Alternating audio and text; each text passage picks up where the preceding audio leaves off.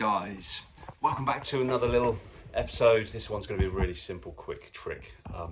Another episode, sorry, of dossing around in boats. Not been out on the water, unfortunately, because it's a little bit out of season and it's a bit too cold for me. But loads of exciting news for the channel. I won't go into it too much, but basically I've got myself a bigger boat.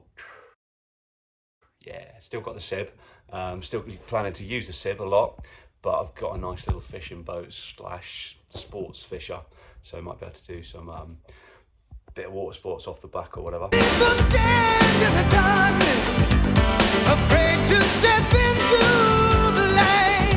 But anyway, purpose of this video is I'm just doing a few little out of season projects, getting ready for the new season. The bigger boat's going to be going into a mooring, on a tidal mooring in an estuary, so it's going to be sat on the water pretty much, I'd say 6 hours a day, 8 hours a day. It's going to be sat on mud for about 4 hours a day each side of low tide. But yeah, I mean, this video, I'll cut to the chase. You won't be able to see it too well, but that's a big boat cover. I say big boat cover. It's kind of like it doesn't go across the whole boat. It just covers like the like where the end of the cabin finishes, and then all the way down to the back where the engine is. So it's like a spray. I guess it's a boat cover. But anyway, it's seen better days basically. It's probably been sat in the sunshine. The UV lights destroyed it. It's in one piece though, just about. These things, as you know, cost an absolute fortune. So yeah, for this season, I'm just gonna patch it up and just make sure it's watertight, or get it as close to watertight as I can.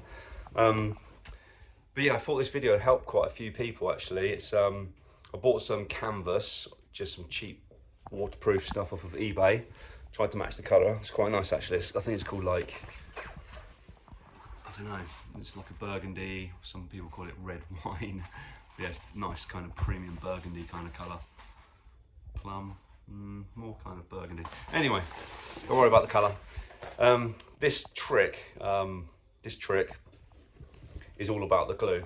Now, fabric glue costs an absolute bomb, and you get a tiny little tube of it off of Amazon for like a £5 or maybe £3 or £4. But anyway, it doesn't last long when you're doing a ginormous boat cover. But yeah, you won't be able to see it that well, but I'm doing at the moment, the corners that actually hug round the windscreen. The windscreen, because it's quite an old boat, it's quite a pointed windscreen. It's got like a metal frame and stuff. And the corners are literally rubbing through, so there's holes, basically. There's loads of areas as well where I can see light coming through, so patching up other tiny spots where it needs a bit of work. But yeah. Anyway, my secret tip for today, well, not secret, it's no secret, it's this stuff. I just run out of fabric glue and I was like, what am I doing? I've got this, you know, like for trims in camper vans when you're gluing on the, what's it called, like the carpet? This stuff, and it was working really well. It's literally, it's a quicker, better bond than the fabric glue, and it's easy just to spray on. It's so simple. So yeah, at the moment I'm just waiting, and once you've sprayed it on, you literally give it about 2 minutes just for it to tack up, and then you can see this strip here is going to go all the way into the corner, in that corner that I said that was scraping on the boat windscreen, on the corner of the windscreen. So yeah, I've done, you do both sides. You put a load of glue on the patch, and also you put a load of glue on where you're going to be putting the patch onto, and then you simply flip it over, press it on, and here we go then, guys. So I've just left this for 2 minutes, so it's kind of like it's tacked up. Yep. So I'm just going to flip that over, pop it on there, press it down, and hope the missus don't come down, because she's going to go mental if she sees me doing this in the dining room. Okay, doing this one-handed, it's not a good idea, as you can just see. But look how strong that is. I'm pulling that quite hard. Okay, I'm going to put the camera down because this is going to mess up. Sorry about that. But yeah, as you saw, this stuff, once it touches each other, once both parts bind, it literally sticks so well. I've got a little crease there, but never mind, because it sticks so well. That's pretty solid anyway. Yeah, make sure you do it in a ventilated area, like I said, because this stuff is proper fruity. But yeah, you can pick this up. I mean, it's not just this brand. They do loads of this trim adhesive stuff. Probably says on the back. Here you go. Carpets, headliners, leather, fabric, seats, vehicle interior trims, numerous applications. Probably says on the back, do not use for marine applications. Let's have a look. Directions for use. Skim all of that. Allow 2 to 3 minutes for the adhesive to, yeah. Okay. I'm just skimming all of that. But anyway, I am basing this on how good, how really, really strong the bond is. So I'm pretty sure, like I said, this will do me. This will give the boat cover a new lease of life for at least another season. Yeah, don't want any water coming into the boat when it's out on a mooring.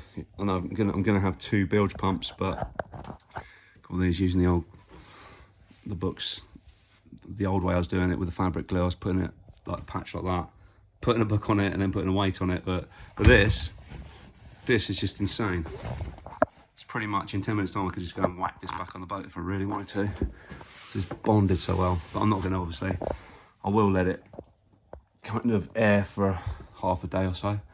But yeah, I've got quite a few other patches to do, but this was the main one. This was the one that was letting the water through, which is the front of the cover that was hugging around the windscreen. But yeah, if you took this cover to a haberdashery or whatever it's called, a seamstress or some grannies down the road that are banging out, you know, the sewing, probably want $1,000. It's a big old cover. So if you gave this one to them and they kind of cut all the panels, you know, stripped it all down and made the panels again and sewed it with brand new fabric and put these little fasteners on, they'd probably want $1,000 for it. So not in the market to spend $1,000 on the cover yet, because obviously we're doing this on a bit of a shoestring. Anyway, hope you enjoyed the video, guys. But yeah, can't fault it enough at the moment. I've just bunged that strip on. There's a bit of overspray and this stuff is really sticky, so I think after I've done it I will go around with, I don't know, some white spirit or whatever and try and remove any of the overspray, or could put more patches on, who knows. But anyway, yeah, if you've got any comments, if you've got any questions about anything, as always, pop them below and I shall I'll try and get back to you all as soon as I can. Cool. Like and subscribe as always, guys, and we'll catch you next time.